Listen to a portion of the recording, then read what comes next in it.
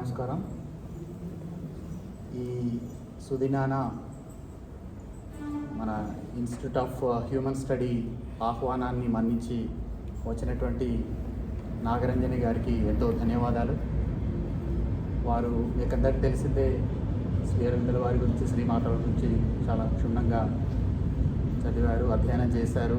అలాగే వారి నాన్నగారైనటువంటి తెన్నేటి పూర్ణచంద్రరావు గారు చాలా సీనియర్ సాధకులు, శ్రీ మాతారవింద మార్గంలో చాలా సీనియర్ సాధకులు. సో ఈరోజు మన ఆహ్వానానికి మన్నించి వారు వచ్చినందుకు వారికి ఎంతో కృతజ్ఞతలు. We welcome you madam on behalf of institute of human study.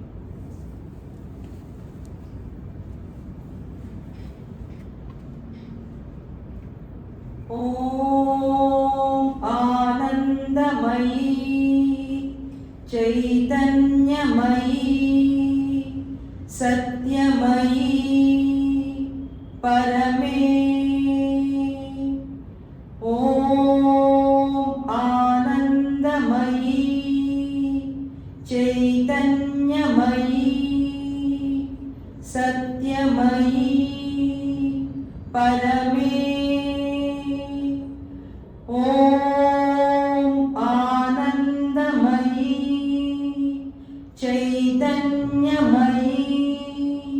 సత్యమయీ పరమే. ఓం నమో భగవతే. ఓం నమో భగవతే. ఓం నమో భగవతే.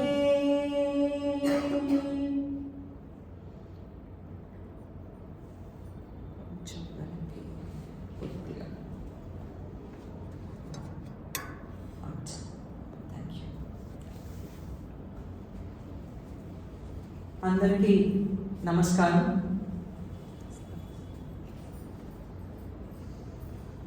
ఇవాళ ఇన్స్టిట్యూట్ ఆఫ్ హ్యూమన్ స్టడీకి రావటం చాలా ఆనందంగా ఉంది. చిన్నప్పటి నుంచి ఇక్కడ మెడిటేషన్ హాల్లో వచ్చి మెడిటేషన్ చేసుకుంటూ ఈ ప్రాంగణం అంతా కూడా తిరుగుతూ ఇక్కడ మా నాన్నగారు తెన్నేటి పూర్ణచంద్రరావు గారు కొన్ని సంవత్సరాలు ఇక్కడ శ్రీ మాతారవిందుల రచనల మీద, ప్రధాన గ్రంథాల మీద, life divine, synthesis of yoga, essays on the Gita, వీటి మీద వారు ప్రసంగించడం, శ్రీ మధుసూదన్ రెడ్డి గారు కూడా ఇక్కడ ప్రసంగాలు చేయటం, వాటన్నింటినీ వింటూ ఈ ప్రాంగణం అంతా కూడా చాలా ఆనందంగా గడిపినటువంటి రోజులు నాకు బాగా గుర్తున్నాయి. ఆ తర్వాత చలమయ్యి దీది, నా మిత్రురాలు, వారి నాన్నగారి అడుగుజాడల్లో ఆమె నడుస్తూ ఇన్స్టిట్యూట్ని చాలా వృద్ధి చేశారు. చలమయ్యి దీదికి, రామకృష్ణ గారికి, ఇక్కడికి వచ్చినటువంటి సాధక మిత్రులందరికీ, చాలా చిన్నవాళ్ళు కూడా ఉన్నారు ఇక్కడ, అది ఆశ్చర్యం, ఆనందం కూడా. ఎందుకంటే వేదాంతం అంటే ఎవరు వస్తారో మనకు తెలుసు. 50 ఏళ్ళు దాటిన తర్వాత మనకు అటువైపుగా మనసు వేగంగా మళ్ళుతుంది. కించిత్ భయం ప్రధాన కారణం. ఆ తర్వాత ముందు జన్మలకి కావలసినటువంటి పుణ్యకార్యాలు ఏమైనా చేయటం మంచిది కదా అనేటువంటి భావన. అంతకు ముందంతా కూడా మనం జీవిత ప్రయాణంలో తలమునకలుగా ఉంటూ ఎక్కువగా మనం ఆధ్యాత్మికత వైపు అంతగా దృష్టి వెళ్ళదు, నిజం చెప్పాలనుకుంటే. అలా ఒక 50 ఏళ్ల తర్వాత కలుగుతుంది. కానీ ఇక్కడ చాలా చిన్న వయసులో ఉన్నటువంటి వాళ్ళు కూడా ఉండటం చాలా ఆనందకరమైనటువంటి విషయం. శ్రీ మాతారవిందుల యొక్క మార్గంలో పయనించడం అన్నది చాలా అభివృద్ధికరమైనటువంటి విషయం. ఇవాళ శ్రీ అరవిందుల 153వ జన్మదినం. మనందరికీ తెలుసు, భారత స్వాతంత్ర్య దినోత్సవాన ఆయన జన్మించడం అనేది దైవం సంకల్పించడం నిశ్చయాత్మకమని ఆయన అన్నారు. ఈ రోజున ఒక గంభీరమైనటువంటి అంశాన్ని గురించి మాట్లాడమని నాకు చెప్పారు. కొంచెం నాకు ముందు భయం వేసింది. ఏదో లైటర్ వీన్లో సరదాగా ఏదన్నా చెప్పుకుంటే మాతాల విందులవి బాగుంటుంది, కానీ ఇదేమిటబ్బా ఇంత గంభీరమైనటువంటి విషయం ఇచ్చారు అని అనుకున్నా. ఆ అంశం ఏంటంటే మానవ చైతన్య పురోభివృద్ధి. శ్రీ అరవిందుల వెలుగులో మానవ చైతన్య పురోభివృద్ధి, the growth of human consciousness in the light of Sri Aurobindo అన్నారు. ఇంత ఉత్సాహంగా ఇక్కడ ఉంటే మనందరం కూడా మాట్లాడుకోవడానికి కొదవే ఉంది. ఒకళ్ళు చెప్పడం ఒకళ్ళు వినటం అనేది ఉండదు, మనకు తెలుసు. అందరం కలిసి ఆలోచిస్తూ ఉంటాం. ఏదో ఒకళ్ళు మాట్లాడుతూ ఉంటారో ఆ మాట్లాడింది అందరం కూడా ఆలోచిస్తుంటాం. అందుకని బోధయంతం పరస్పరం అని భగవద్గీతలో శ్రీకృష్ణ పరమాత్మ అన్నట్లుగా ఒకళ్ళతో ఒకళ్ళు ఉన్నతమైనటువంటి విషయాల గురించి మాట్లాడుకోవడం అన్నది చాలా అదృష్టంతో మాత్రమే వచ్చేది. సో ఇవాళ ఇటువంటి అంశంలో ఇంతగా ఆసక్తి కలిగి ఉండడం అనేది చాలా ఆనందాన్ని కలిగిస్తుంది. ఓ మాట సంస్కృతంలో చెప్తారు. అదేంటంటే కావ్యశాస్త్ర వినోదేన కాలో గచ్చతి ధీమతాం వ్యసనేన చ మూర్ఖాణం నిద్రయా కలహేనవా అని ఒక మాట ఉంది సంస్కృతం. అదేంటంటే ధీమంతులు బుద్ధిమంతులైన వాళ్ళకి దేని పట్ల ఆసక్తి ఉంటుంది అంటే వాళ్ళ కాలం అంతా కూడా కావ్యశాస్త్రాలలో కావ్యాలలో శాస్త్ర పఠనంలో గడపటం వాళ్ళకి ఆనందంగా ఉంటుంది. వాళ్ళ కాలం అలా గడిచిపోతుంది. కానీ మూర్ఖులు ఉంటారు, వాళ్ళ కాలం ఎంత గడుస్తుంది వాళ్ళకి గడుస్తుంది కాదు. ఓ బ్రహ్మాండంగా ఉంది, మాకేమిటి, మేము బ్రహ్మాండంగా ఎంజాయ్ చేస్తున్నాము అనుకుంటారు. వాళ్ళకి ఎట్లా గడుస్తుందిట అంటే వ్యసనేన చ మూర్ఖాణం, వ్యసనాలలో కాలం గడిచిపోతుంది వాళ్ళకి, అది ఆనందం వాళ్ళకి. నిద్రయా కలహేనవ, వ్యసనాలు లేకపోతే ఇంకో రెండు ఉన్నాయి. ఒకటి నిద్ర, నిద్రలో కాలం అయిపోతుందిట. ఇంకొకటి ఏమిటంటే కలహం, ఏదో ఒక కలహం ఉండాలి, అటు ఇటు తిరిగి ఒక వాదము, ఇతరులతో చిన్న గిల్లి గజ్జాలో కోట్లాటో ఏదో ఒకటి ఉండాలి. అట్లా ఉంటే కాలం గడిచిపోతుంది. అట్లా బుద్ధిమంతులకి మూర్ఖులకి మధ్యన ఉండేటువంటి తేడా మనకి చెప్పారు. ఇక్కడ మనందరం కూడా బుద్ధిమంతులమే కనుక ఇంత గంభీరమైనటువంటి అంశం పట్ల ఇంత ఆసక్తి మనకి కలిగింది. శ్రీ అరవిందుల యొక్క జీవిత దర్శనం ఏమిటో మనందరికీ తెలుసు. ఆయన దర్శనం లైఫ్ డివైన్, దివ్య జీవనం తెలుగులో. ప్రపంచం అంతా కూడా శాశ్వతమైనటువంటి జ్ఞానానందాలతో అమృతత్వ స్థితితో దివ్య జీవనాన్ని కొనసాగిస్తుంది అన్నది వారి తపస్సులో దర్శించినటువంటి సత్యం. ఇది సాధ్యమా అంటే సాధ్యం అన్నారు. ఎట్లా సాధ్యపడుతుంది? దానికి వారు లైఫ్ డివైన్ అనేటువంటిది వారి అనుభవం. అది ఫిలాసఫీ కాదన్నారు. నేనేం చూశానో అది చెప్పాను, అది ఫిలాసఫీ కాదు అని చెప్పాడు. సో వారి దర్శనం దివ్య జీవనం. వ్యక్తులంతా కూడా మనసు కంటే ఉన్నతమైనటువంటి ఇంకొక చైతన్యం ఉంది, దాని పేరు సూపర్ మైండ్ అన్నారు. సూపర్ మైండ్ వచ్చిన వ్యక్తి సూపర్ మ్యాన్ అని పిలిచారు.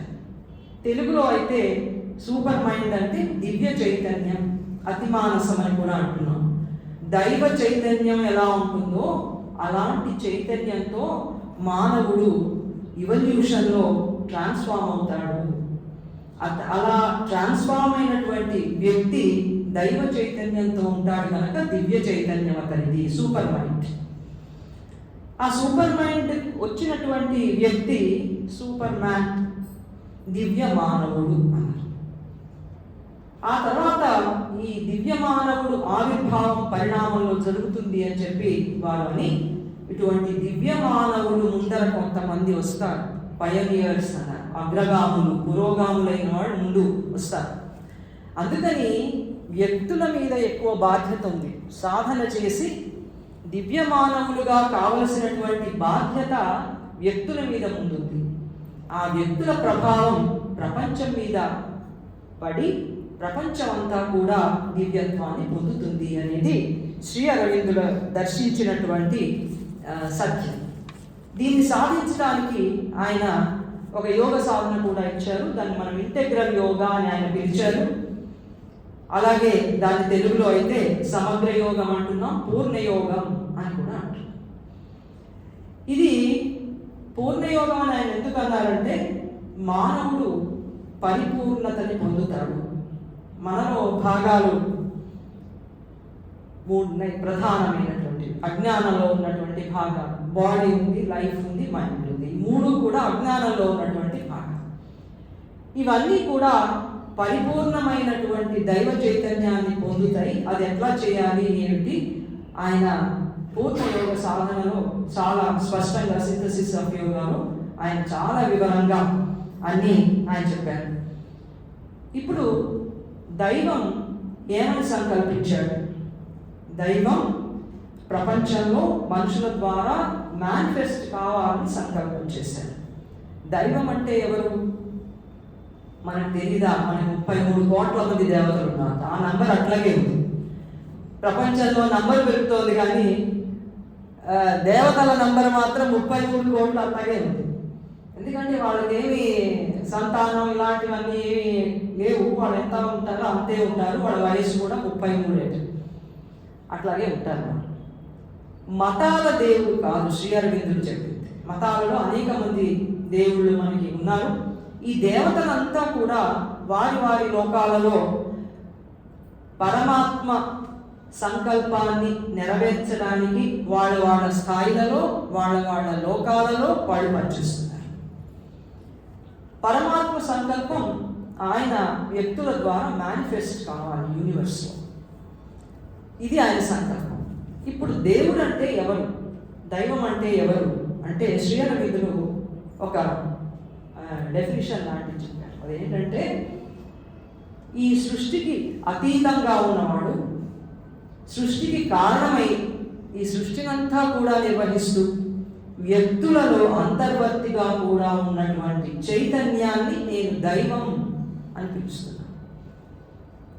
మనకి విశ్వానికి అవతలున్నాడు, విశ్వవ్యాప్తంగా ఉన్నాడు, మనలో అంతరాత్మగా ఉన్నాడు. వీటన్నిటికీ లిమిట్ అయి కూడా లేదు. ఇంకా ఎక్కువగా ఆయన చైతన్యం ఉంది. ఎంత ఉంది అంటే మనకు తెలిసింది సచ్చిదానందం మాత్రమే. ఆ పైన అబ్సల్యూట్ ఇంకా గోడంతుంది ఆయన చైతన్యం. అటువంటి చైతన్య శక్తి దైవము అని చెప్పి శ్రీ అరవిందులు పిలిచారు.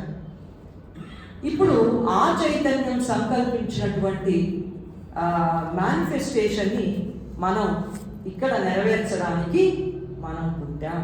మనం ఎందుకు పుట్టాం? అసలు పుట్టామా లేదా అని ఒక డౌట్. మనం ప్రపంచంలో ఉంటే ఇది ఉందా లేదా అని ఒక సందేహం. ఉన్నదా లేదా? మనకి నచ్చినప్పుడు ఉంది, మనకి నచ్చనప్పుడు లేదు. సాధారణ మానవ చైతన్యానికి ప్రపంచం ఉందా లేదా అంటే ఆధ్యాత్మికుల సంగతి పక్కన పెడితే, మన చైతన్యానికి మనకి నచ్చినప్పుడు ఉంది, మనకి నచ్చినప్పుడు లేదు, అంతే. తర్వాత మనకి ఆనందాన్ని ఇచ్చినప్పుడు ప్రపంచం ఉంది, మనకి చాలా దుఃఖం కలిగినప్పుడు ఇదే ప్రపంచం, ఇక్కడి నుంచి వెళ్ళిపోతే బాగుంటుంది అని కూడా అనిపిస్తూ ఉంటుంది.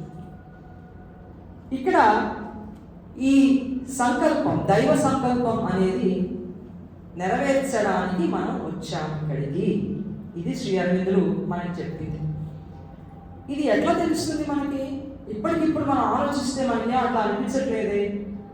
సైన్స్ చెప్పినట్టు ఛాన్స్గా వరల్డ్ వచ్చింది, ఉన్నంత కాలం ఉంటుంది, ఒకే జన్మ ఉంది, మళ్ళీ ఏం లేవు, ఇదంతా కూడా ఇవల్యూషన్లో యాదృచ్ఛికంగా వచ్చింది అని మనం వింటున్నాం. కానీ మన మనసుకి లోపల అంతరాత్మకి ఇది పూర్ణ సత్యంగా లేదు, ఇంకేదో ఉంది, దీని వెనకాల ఇంకేదో ఉంది నాకు అనిపిస్తోంది.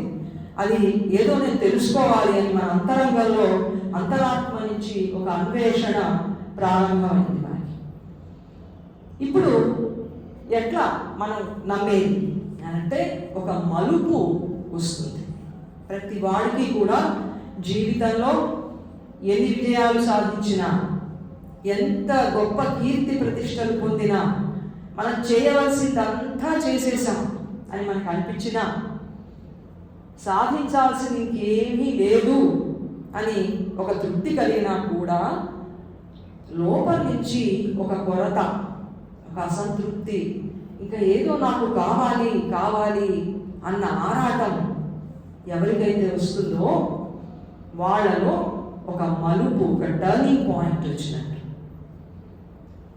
అటువంటి వాళ్ళు సాధనకి అర్హులు.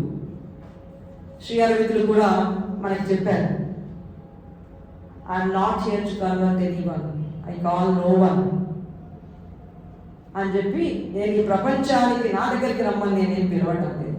ఇదేమిటి మనం అందరినీ పిలుస్తాం, రెండో రెండో రెండో అని పిలిస్తే వస్తున్నా అంటారు, వచ్చిన వాళ్ళు వస్తారు, రాని వాళ్ళు రారు, అలా జరుగుతూ ఉంటుంది.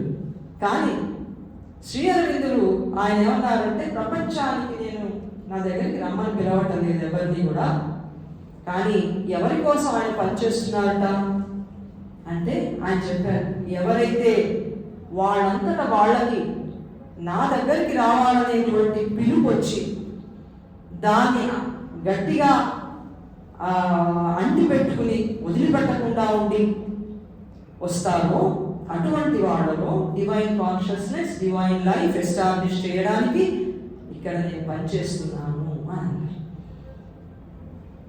అంటే ఆ మలుపు వచ్చిన వాళ్ళు వెతుక్కుంటూ వెళతారు, నాకు ఎక్కడ వస్తుంది ఆత్మ జ్ఞానం అని చెప్పి. అటువంటి మలుపు వచ్చినప్పుడు మనకి మన పుట్టుక ఎందుకు ఈ ప్రపంచంలో మనం జన్మించాము, ఏం చేయాలి మనం అనేది మనకి స్పష్టంగా కాకపోయినా అస్పష్టంగా మనకు తెలుస్తుంది. తెలిసి లోపల నుంచి అన్వేషణ ప్రారంభమై వెతుక్కుంటూ పోతాం. తేనెటీగ పువ్వు ఏ పువ్వులో తేనుంది అని వెతుక్కుంటూ పోతుందే, ఎన్ని పువ్వుల్లో లేకపోయినా ఇంకా వేరే పువ్వుల కోసం పోతూనే ఉంటుంది. అట్లా మనం కూడా వెతుక్కుంటూ పోతాం, ఏది నాకేదో కొరత ఉంది, ఇంకా ఏదో నేను అందిపుచ్చుకోవాల్సిన చైతన్యం ఉంది అని. అటువంటి వాళ్ళకి, ఆ మలుపు వచ్చిన వాళ్ళకి సాధనగా జీవితాన్ని జీవించి దైవం సంకల్పించినటువంటి ఒక సూపర్ మ్యాన్గా, దివ్య మానవుడిగా నేను రూపుదాల్చి ఆయనకి ఇన్స్ట్రుమెంట్ అయి ఆయన ప్రపంచంలో ఏం పని చేయాలనుకున్నాడో ఆ పని నెరవేర్చడానికి నేను పనికొచ్చే సాధనంగా తయారు కావాలి, అందుకుంది నా జీవితం అని తెలుసు. ఇదేమిటి ఇట్లా? మరి సుఖాలు ఎవరికి, ఈ పవరంతా ఎవరికి, ఈ పాలిటిక్స్ ఎవరికి, ఈ సంగీతాలు ఎవరికి, ఈ నాటకాలు ఎవరికి, సినిమాలు ఎవరికి, ఇవన్నీ ఎవరికి? ఏమిటి ఇవన్నీ అంటే ఇవన్నీ బై ప్రోడక్ట్స్గా వస్తాయి. మెయిన్ ప్రోడక్ట్ కోసం మనం వెళ్తే కొన్ని బై ప్రోడక్ట్స్ వస్తాయి కదా, ఆ బై ప్రోడక్ట్స్ కూడా చాలా వాల్యూబులే కొన్నింటిలో. అట్లా మనం ఒక ఇన్స్ట్రుమెంట్గా తయారు కావడానికి వీలుగా ఈ యూనివర్స్లో ఇన్ని రకాలైనటువంటి యాక్టివిటీస్, పాట, మాట, డాన్సు, పాలిటిక్స్, ఆధ్యాత్మికం, సమస్తం, ఇవన్నీ ఇప్పుడు మనసుకున్న చైతన్యానికి, మనసుకి చాలా ఆనందాన్ని, ఆహ్లాదాన్ని కలిగిస్తుంది. కానీ నిజానికి అసలైనటువంటి మెయిన్ ప్రోడక్ట్ ఏంటంటే మనం ఇన్స్ట్రుమెంట్గా మారటం. దానికి ఇక్కడ ఉన్నటువంటి యూనివర్స్లో ఉన్నటువంటి యాక్టివిటీస్ అన్నీ కూడా మనం సాధనగా ఉపయోగించుకోవడానికి యూనివర్స్ వచ్చింది. కాబట్టి ప్రపంచం యథార్థం, ఇది మిథ్యా కాదు, ఇంకా ఏది కాదు, ఇది యథార్థం. అలాగే మానవుడు యథార్థం. సో మనం సంపాదించాలంటే యూనివర్స్ కావాలి, యూనివర్స్కి డివైన్ని మేనిఫెస్ట్ చేయడానికి వ్యక్తి కావాలి, ఇండివిజువల్ కావాలి, మనం కావాలి యూనివర్స్కి. లేకపోతే ఖాళీ అయిపోతే ఏం చేస్తుంది? అంటార్క్టికా ఉంది, ఆడెప్పుడు ఏం చేస్తుంది ఆ ఖండం? ఏమీ లేదు చేసేది. మనుషులు కావాలి, యూనివర్స్కి ఇండివిజువల్ కావాలి, ఇండివిజువల్కి యూనివర్స్ కావాలి. రెండు ఒకదానికొకటి కాంప్లిమెంటరీస్, పూరకాలు. అందుకని మనకి విశ్వంతో పని ఉండి వచ్చాం. ఒకడెవరో నేల మీద పడ్డాడు, పక్కవాడు ఎవరో లేవదీస్తే పడ్డవాడికి చాలా అవమానం వేసేసి, నువ్వెందుకు నన్ను లేవదీస్తావు, నేను పనుండి పడ్డా అంటాడు. పడి నేను పనుండి పడ్డాను. మనం అది అక్కడ జోక్ అయితే, ఇక్కడికి మనం పనుండే వచ్చాం. మనం ఎంతో పైన ఉన్నటువంటి ఉన్నత స్థితి నుంచి పనుండి కింద పడ్డా వచ్చి, ఈ కింద అజ్ఞానంలో పడి ఇక్కడి నుంచి మళ్ళీ ఉన్నతమైనటువంటి చైతన్యం సాధించడానికి మన జీవితాన్ని సాధనగా ఉపయోగించుకుంటున్నాం. అందుకే శ్రీ అరవిందులు ఆల్ లైఫ్ ఈజ్ యోగా అన్నారు. నిజానికి ఆ మాటకి జ్ఞానం వచ్చిన తర్వాత విశ్వం అంతా ఒక లైఫ్ అంతా డివైన్గా అయిపోయిన తర్వాత ఆల్ లైఫ్ ఈజ్ యోగా అవుతుంది. కానీ అజ్ఞానంలో ఉన్నప్పుడు కూడా ఆల్ లైఫ్ ఈజ్ యోగానే. దీని జీవితాన్నంతటినీ మనం యోగంగా కనుక సాధన చేస్తే పుట్టినప్పటి నుంచి మనం డివైన్కి ఇన్స్ట్రుమెంట్ అవుతాం. చైతన్యాన్ని పొందాలి. మనం చేయాల్సిన పని ఏమిటంటే, ఇప్పుడు మనకు ఉన్నది ఇగ్నోరెన్స్, ఇక్కడి నుంచి మనం హయ్యర్ కాన్షియస్నెస్ సాధించాలి. ఇది మనకి వాళ్ళ టాపిక్, చర్చనీయాంశం కూడా ఇదే. ఎట్లా సాధించాలి, రోజు వారి జీవితంలో ఏం చేయాలి, అది శ్రీ అరవిందులు చాలా స్పష్టంగా ఆయన చెప్పారు.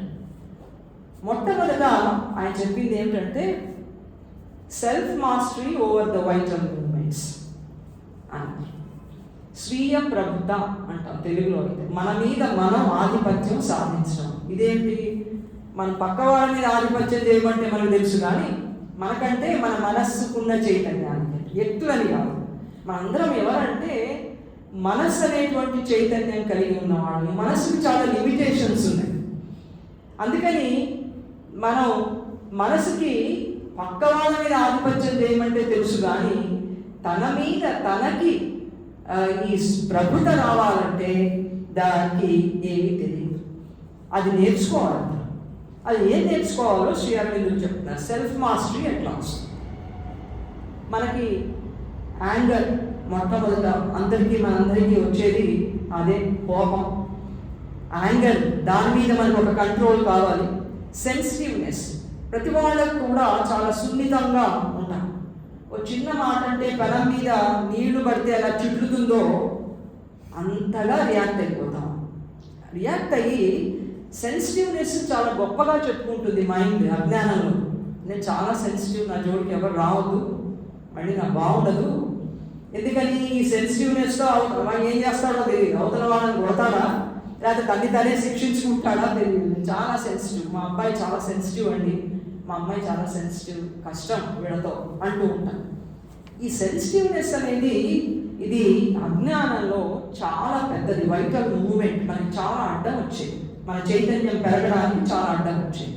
అందుకని యాంగర్ని కానీ, సెన్సిటివ్నెస్ కానీ, ప్రైడ్ అంటే మనకు తెలుసు, మనం గుర్తుపడతాం ప్రైడ్. సెన్సిటివ్నెస్ కష్టం, కానీ ప్రైడ్ని గుర్తుపడడం కష్టమే లేదు, చాలా అతిశయం.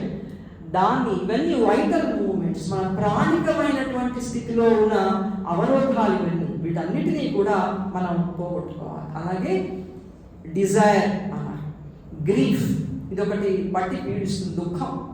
ఇంకా అవతల వాళ్ళు ఏమీ అనరు, మన కళ్ళ నుంచి బొట్ట నీళ్లు కారిపోతూ ఉంటాయి. పక్క వాళ్ళు కర్చీఫ్ ఇచ్చిన కొద్దీ ఇంకా ఎక్కువ అవుతూ ఉంటాయి. ఏంటి దుఃఖం?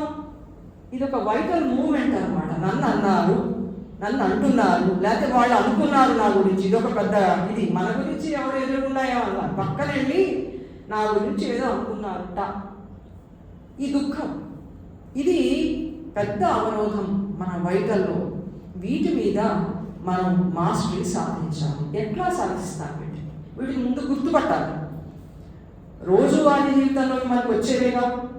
కోపం వచ్చినప్పుడు, ఇవన్నీ వస్తూ ఉన్నప్పుడు కాన్షియస్గా ఉండి మనం ముందు కొంత సైలెంట్గా ఉండడం అలవాటు చేసుకోవాలి. ఎంత కష్టం!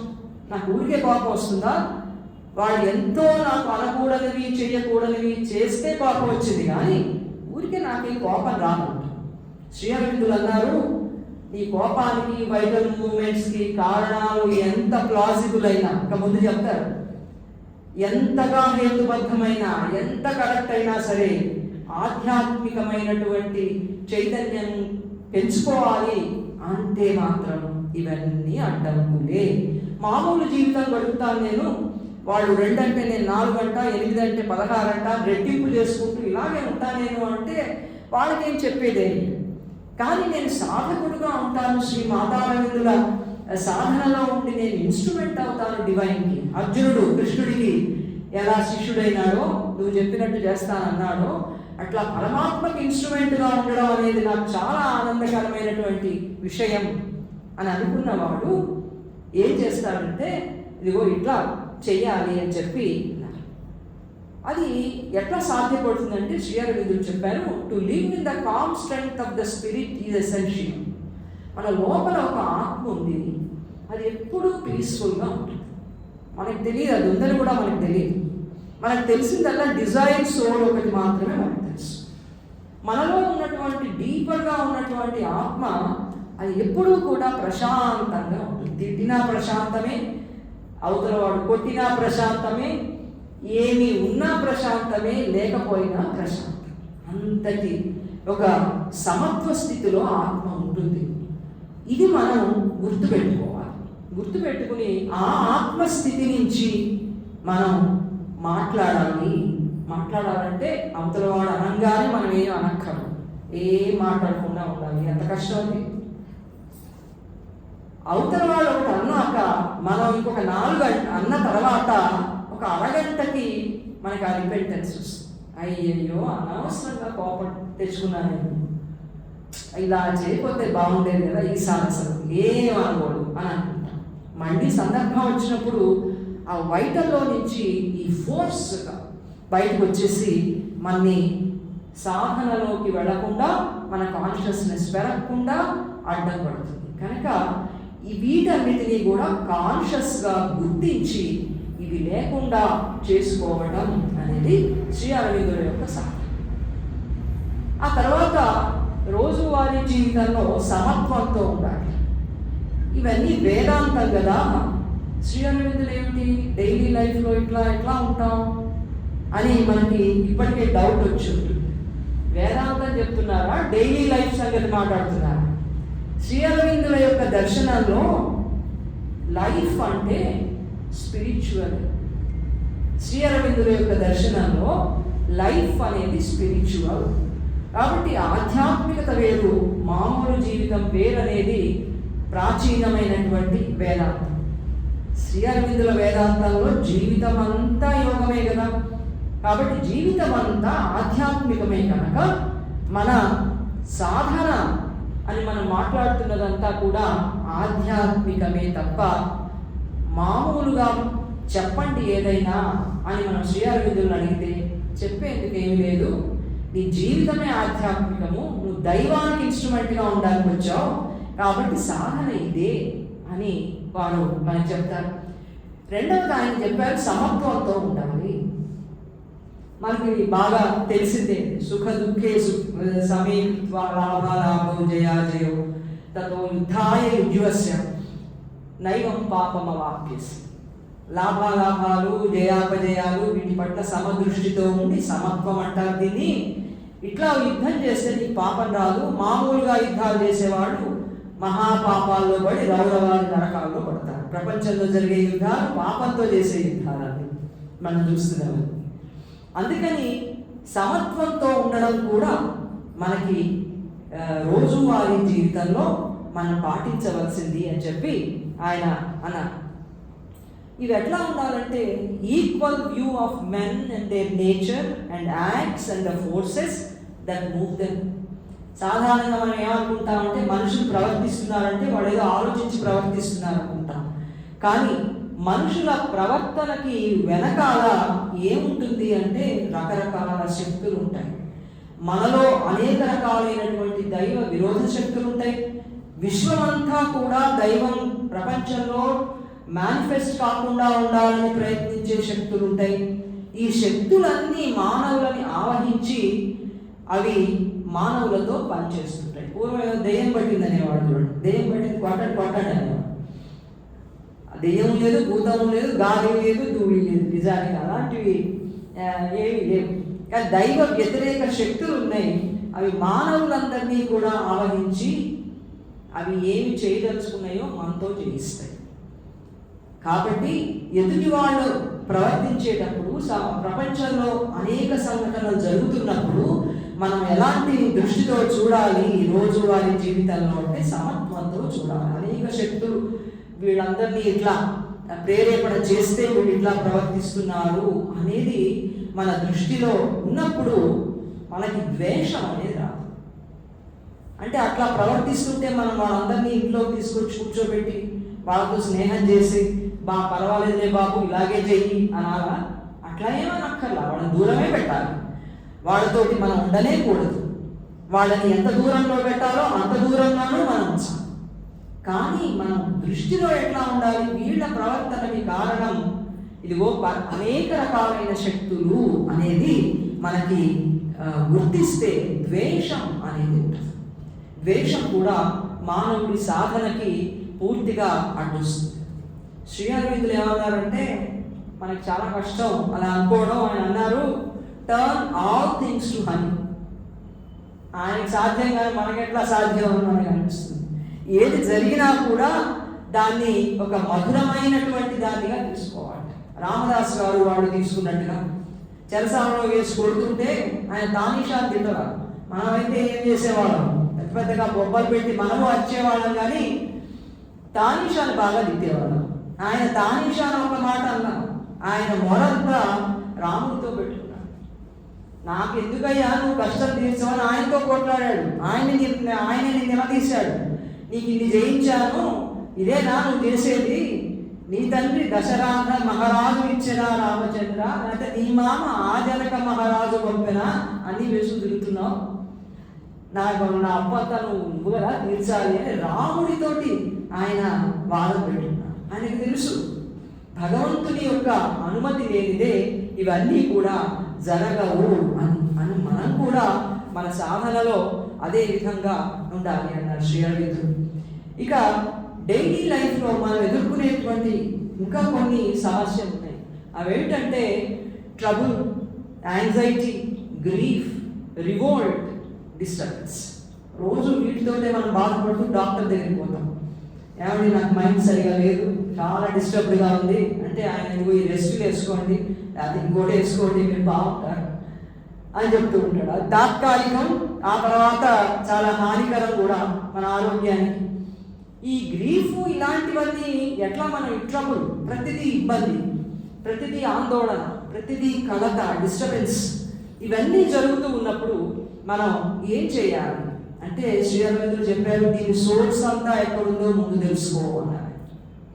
దాని సోర్స్ ఎక్కడుంది? మనం చుట్టుపక్కల చూస్తాం, వాళ్ళలో ఉందా, వీళ్ళలో ఉందా, ఇక్కడుందా, అక్కడుందా అని. ఎక్కడా ఉండదు. ఆయన ఏమన్నారంటే ఆ సోర్సు నీలోనే ఉంది అన్నారు. ఎవరికి వాళ్ళ మనలోనే ఉంది ఆ సోర్స్.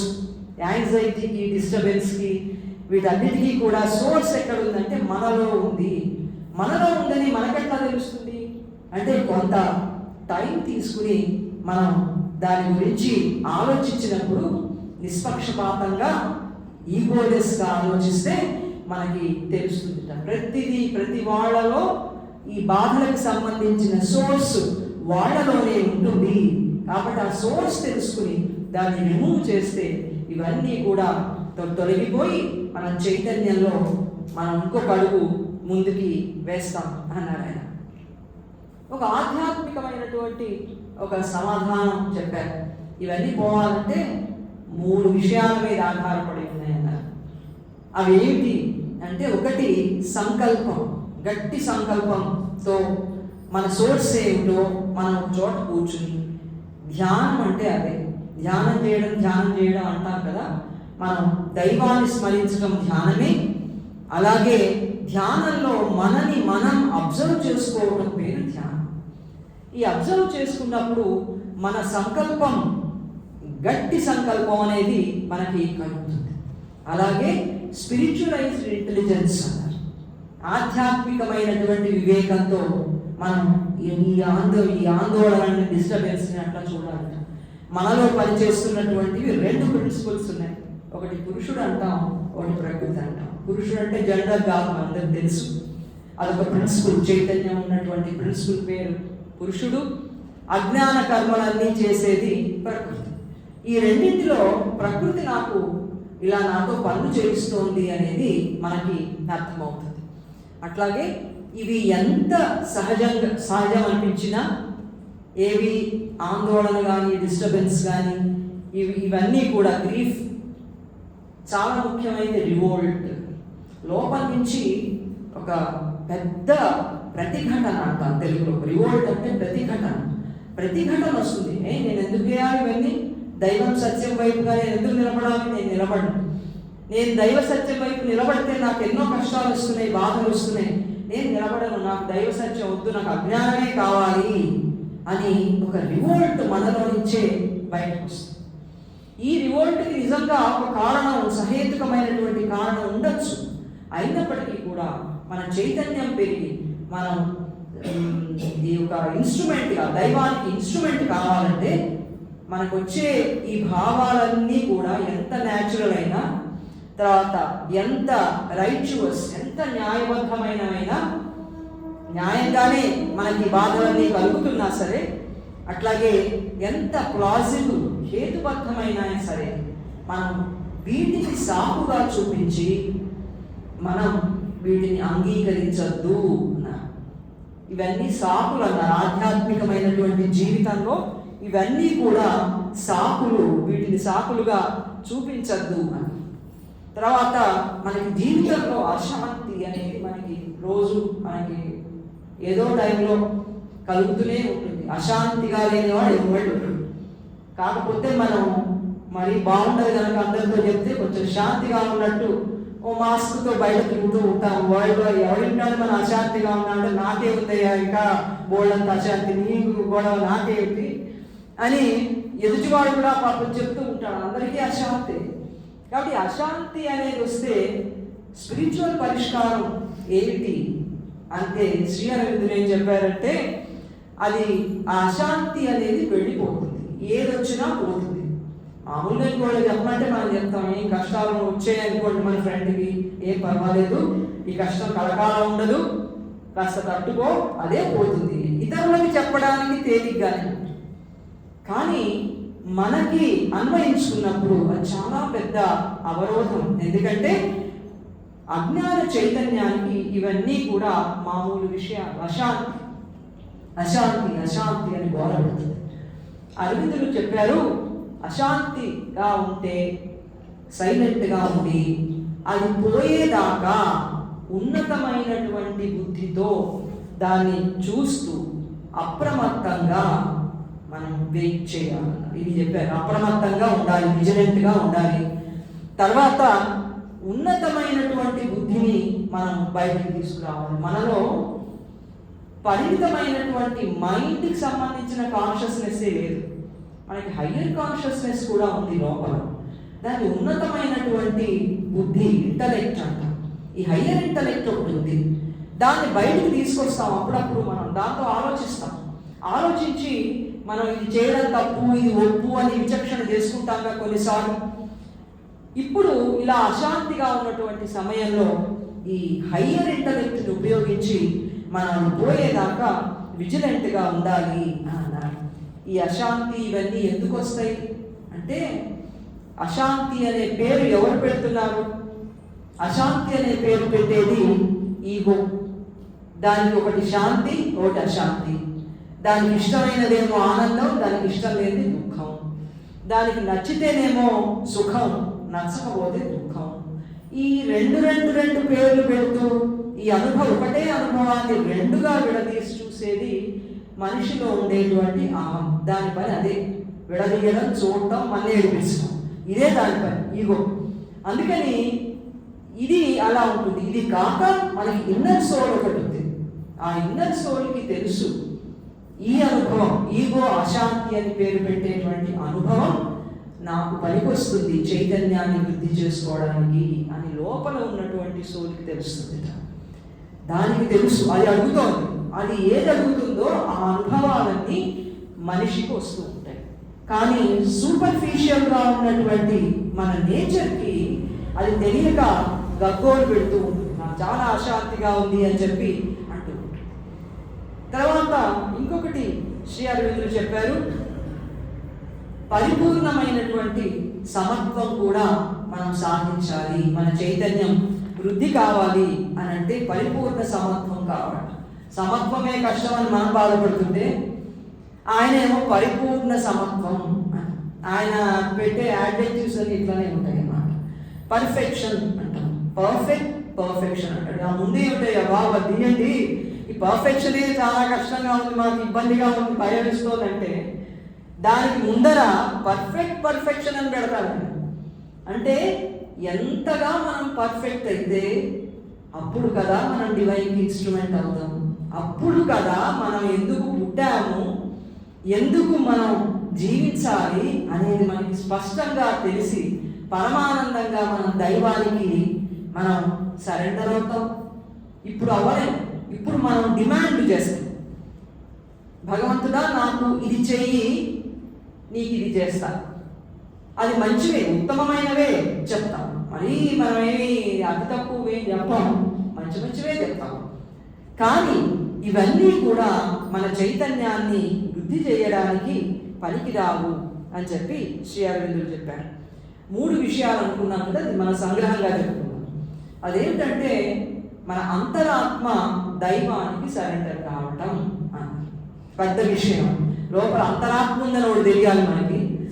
ఆ అంతరాత్మ ఏమీ కోరకుండా దైవానికి సరెండర్ అవ్వాలి అని అంటే దాని అర్థం ఏంటి? సరెండర్ అనే మాట చాలా ఈజీ. మనం అంటాం కూడా, దైవమా నన్ను నేను నీకు సమర్పణ చేసుకుంటున్నా అని అంటాం.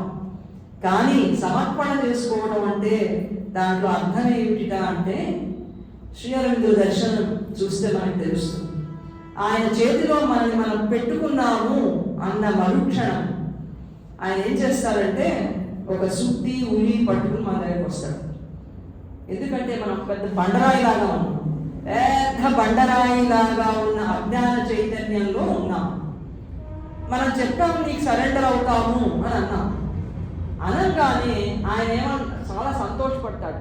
ఎందుకంటే నాకు ఇన్స్ట్రుమెంట్గా కావాలంటే ఎంత చైతన్యం వృద్ధి చెందాలి, తర్వాత కంప్లీట్ పర్సనాలిటీ అంతా కూడా డివైన్ పర్సనాలిటీగా ట్రాన్స్ఫార్మ్ కావాలి.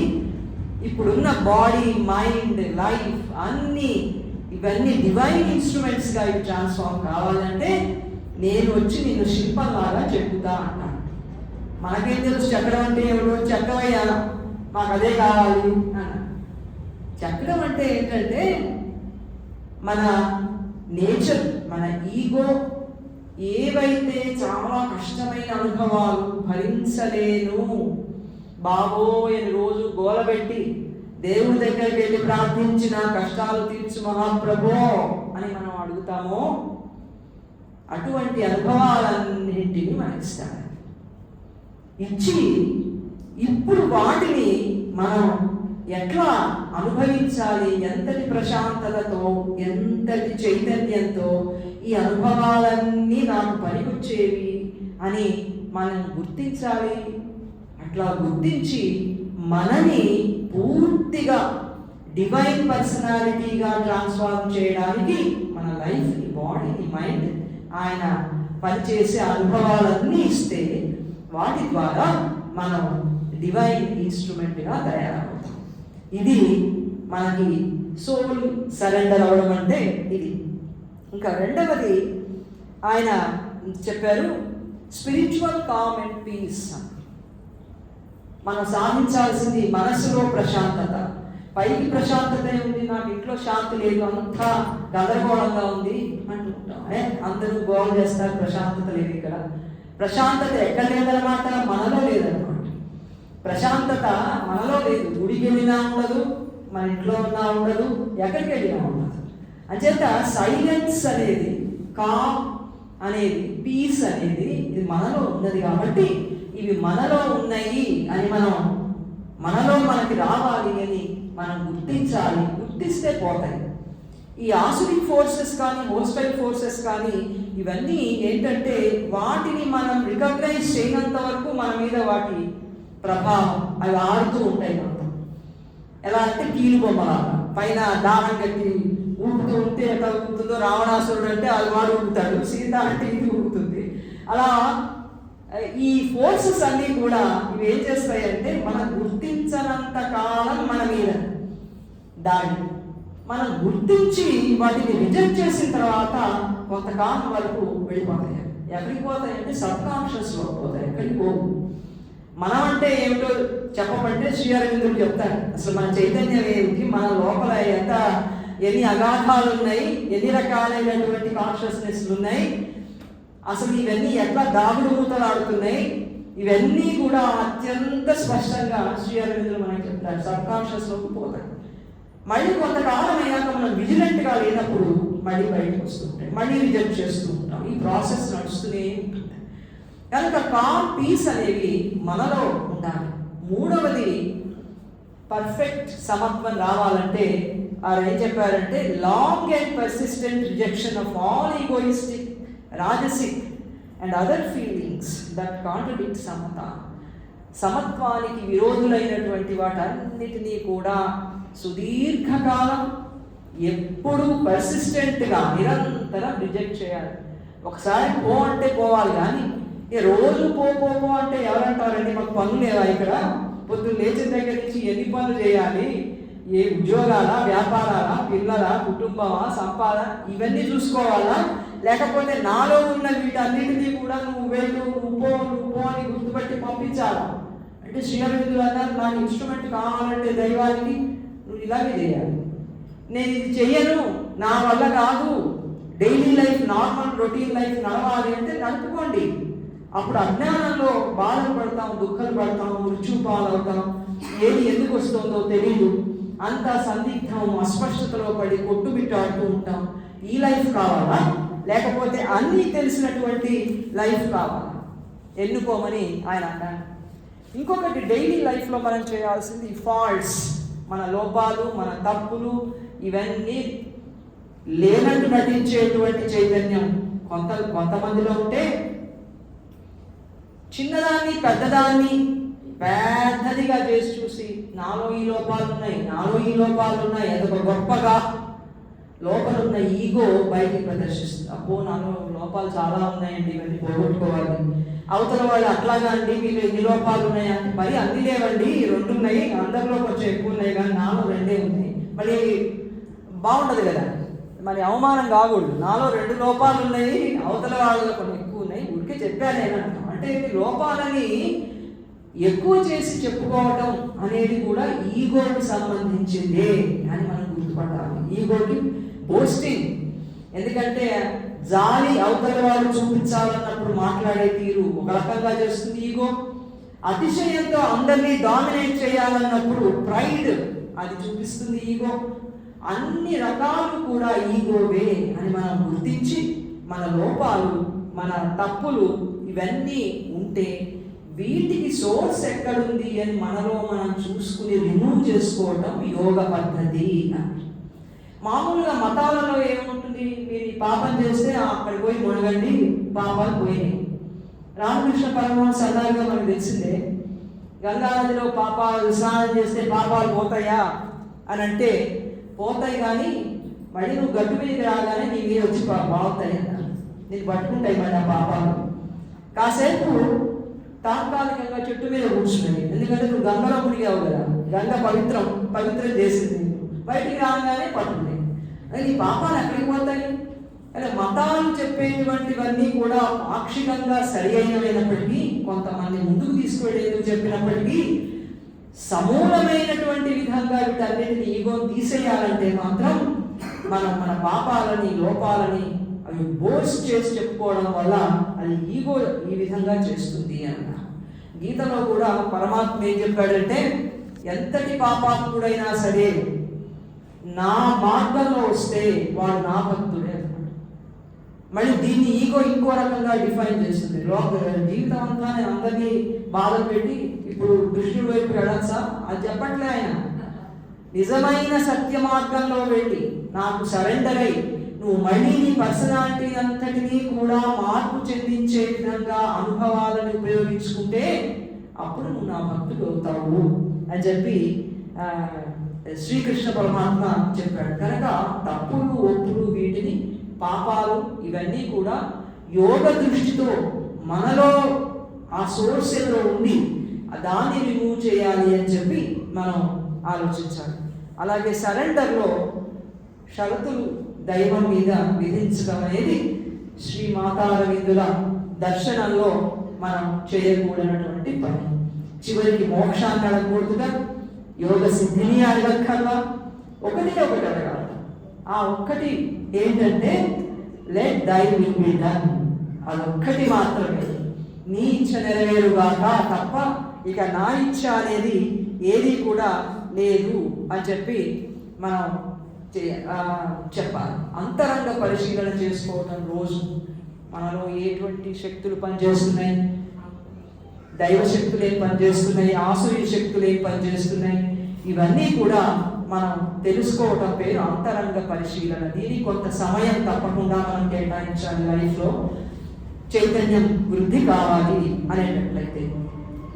అట్లాగే మూడు మార్గాల ఏకసూత్రాన్ని శ్రీ అరవిందులు మనకి చెప్పారు. Aspiration, rejection, surrender. ప్రతి పనిలో కూడా ఈ మూడు మనకి నడుస్తూనే ఉంటాయి. ఈ మూడు ఎలా ఉండాలంటే ఇంటెగ్రల్గా ఉండాలి, ఎంటైర్గా ఉండాలి అన్నారు. మనసులో ఉండాలి, కోరికలలో ఉండాలి, భౌతికమైనటువంటి చైతన్యంలో కూడా ఉండాలి. మన భౌతిక చైతన్యానికి హ్యాబిట్ ఒకటి పెద్ద అటు, లేజీనెస్ ఒకటి, రెండవది పాస్ట్కి అతుక్కుపోవడం ఒకటి. గత కాలంలోవి చాలా గొప్పవి, అవే తప్పకుండా చెయ్యాలి అనేది మన భౌతిక చైతన్యం ఎప్పుడు కూడా చెప్తుంది. గతకాలం సాంప్రదాయాలు ఇలాంటివన్నీ చాలా గొప్పవి అని. కానీ శ్రీ అరవిందులు సింథసిస్ ఆఫ్ యోగాలో మనకి చెప్తారు, ఇది సరి అయినటువంటిది పద్ధతి కాదు అని. ద రొటీన్గా చేసేటువంటివన్నీ కూడా సరి అయినవి కావు. రొటీన్గా నిత్యకృత్య ఆచారాలు, సంప్రదాయ వ్యవస్థలు, వీటిని పాటించడం, ఇవి మన చైతన్యం వృద్ధి కావడానికి అడ్డం వచ్చేవి. ఎందుకు అవి చెడ్డగా? పాస్ట్లో పెద్దవాళ్ళు చెప్పినవన్నీ చెడ్డగా? చెడ్డవి కావు, అవి మంచివి. అవి ఏ మంచి నెరవేర్చాలో ఆ కాలానికి అవి నెరవేర్చాయి. ఇక వాటి రోల్ అయిపోయింది. ఇప్పుడు కొత్త రోల్, కొత్త వాటికి రావాలి, కొత్త చైతన్యానికి కొత్త రోల్ రావాలి. అందుకని ఇప్పుడు చేయవలసినటువంటివి మనం ఇప్పుడు వచ్చే జ్ఞానాన్ని, ఇప్పుడు వచ్చే చైతన్యాన్ని మనం ఉపయోగించుకోవాలి అని చెప్పారు. కానీ భౌతిక చైతన్యానికి ఏమిటంటే నేను పాతవే చేస్తా అంటుంది. ఎందుకు అంటుంది? ఇది ఫ్యూచర్లో ఏం జరుగుతుందో దీనికి తెలియదు. పాస్ట్ గుర్తుంది కానీ ఫ్యూచర్లో మనం ఏం అవబోతున్నాం అనేది ఈ భౌతిక చైతన్యానికి తెలియదు కనుక ఎప్పుడు అది గతానికి అట్టి పెట్టుకుని వాటినే గొప్ప చేస్తూ అలాగే ఉండాలి అని చెప్పి అది అనుకుంటూ ఉంటుంది. శ్రీ అరవిందులు ఒక ఉదాహరణ చెప్పారు. ఇది ఎట్లా ఉంటుంది ఇటువంటి యాటిట్యూడ్ అంటే, గంగా నదిని పిలిచి, గంగా నువ్వు హిమాలయాల్లో పుట్టావు కదా, నువ్వు అంతటా ప్రవహిస్తున్నావు, వెంటనే నువ్వు వెనక్కి తిరిగి హిమాలయానికి వెళ్ళిపో, అంతా ప్రవహించడానికి వీల్లేదు, నువ్వు ఎందుకంటే నువ్వు అక్కడ పుట్టావుగా, నువ్వు అక్కడికి వెళ్ళిపో అన్నట్టు ఉంటుంది. మనువు యొక్క సాంప్రదాయాన్ని తిరిగి సమాజంలోకి తీసుకురావాలి అనేటువంటి దృష్టి ఇలా ఉంటుంది అని శ్రీ అరవిందులు చెప్పారు. కనుక మనం మన జీవితం ఆధ్యాత్మికము అనే విశ్వాసంతో ఉండాలి. మొట్టమొదటిది ఫెయిత్, మోర్ ఫెయిత్ అన్నారు శ్రీ అరవిందులు. విశ్వాసం, మరింత విశ్వాసం, ఇంకా విశ్వాసం. దేని పట్ల విశ్వాసం? రాబోయేటువంటి భవిష్యత్తులో మానవుడు దివ్య మానవుడై దైవాన్ని అభివ్యక్తం చేస్తాడు, అందుకున్నాడు మానవుడు ఇక్కడ అనేటువంటి విశ్వాసం. ఎంత ఎక్కువ ఎక్కువ ఎక్కువ అధికాధికంగా విశ్వాసం పెంచుకోవడం అనేది మానవుని యొక్క కర్తవ్యం. అంచేత మన జీవితం అంతా ఆధ్యాత్మికం. మనం దైవ సంకల్పాన్ని నెరవేర్చడానికి మనం పుట్టాం. అంతేగాని మదర్ చెప్పినట్టుగా ఏదో కొంతకాలం ఇక్కడ రెస్ట్గా ఉండి హాయిగా ఎంజాయ్ చేసి వెళ్ళడానికి మనం రాలేదన్నాడు. ఎందుకు వచ్చామంట? ఇందుకు రాలేదు, మనం కొత్త సృష్టికి దారులు వేయడానికి వచ్చాం. మానవుడు ఎందుకు వచ్చాడు? కొత్త సృష్టి, దివ్య మానవుడు అనేటువంటి కొత్త సృష్టికి దారులు వేయడానికి వచ్చాడు. కాబట్టి సాధన అనేటువంటి శ్రమని తప్పనిసరిగా అతను చేసి తీరాలి. రోజువారీ జీవితాన్ని ఆధ్యాత్మికంగా చూస్తూ ఈ విధంగా ఉంటే చైతన్యం వృద్ధి చెంది దైవానికి ఇన్స్ట్రుమెంట్గా మారి సూపర్ మ్యాన్గా దివ్య మానవుడుగా రూపొంది శాశ్వత జ్ఞాన ఆనందాలతో అమృతత్వ స్థితితో హాయిగా అతను దైవానికి ఉపకరణంగా జీవిస్తాడు. ఇదే దైవం యొక్క సంకల్పం అని చెప్పి శ్రీ అరవిందులు మనకి చెప్పారు. ఇది మన చైతన్యాన్ని వృద్ధి చేసుకోవాలంటే మనం చేయాల్సినటువంటి రోజువారీ దినచర్య ఇదే. దినచర్య పొద్దున్నే లేచి ఏం చేయాలి అని మనం అనుకుంటే, ఇదిగో రోజు మన కలిగే అనుభవాలలో వీటన్నిటినీ గుర్తించి ఈ గుర్తించిన వాటన్నిటినీ పర్సిస్టెంట్గా సుదీర్ఘకాలం వాటిని రిజెక్ట్ చేస్తూ సరెండర్ అయి ఆస్పైర్ చేస్తూ జీవితాన్ని మనం అట్లా గడపాలి. అయితే మేము చదువుకోవద్దా, ఉద్యోగాలు చేయొద్దా, మేమేం సంపాదించుకోవద్దా, మేము ఇల్లు కట్టుకోవద్దా? కట్టుకోమన్నారు ఆయన. చదువుకో, సంపాదించుకో, ఇల్లు కట్టుకో, ఉండు. కానీ ఎట్లా ఉంటావు? ఇప్పుడు ఉన్నటువంటి అజ్ఞానపు చైతన్య యాటిట్యూడ్తో కాదు ఉండాల్సింది. అందుకని చైతన్యం మార్చడానికి కావలసిన స్వభావంలో ఏం మార్పులు రావాలో, ఎట్లా రియాక్షన్స్ ఉండకూడదో ఇవన్నీ కూడా చేసుకోవాల్సిందే అని చెప్పాను. ఆయన జీవితానికి ఆయన వ్యతిరేకం కాదు కనుక ఇది పిల్లలకైనా పెద్దలకైనా తప్పనిసరిగా మనం అనుసరించాల్సినటువంటి సాధన. చైతన్యాన్ని వృద్ధి చేసుకోవడానికి ఇదే మనం చేయవలసినటువంటి సాధన. ఈ అవకాశం నాకు ఇచ్చినందుకు మాతారవిందులకి ప్రణామాలు చేస్తూ ఇంతసేపు మీరు విన్నందుకు నా కృతజ్ఞతలు తెలియజేస్తూ ముగిస్తున్నాను.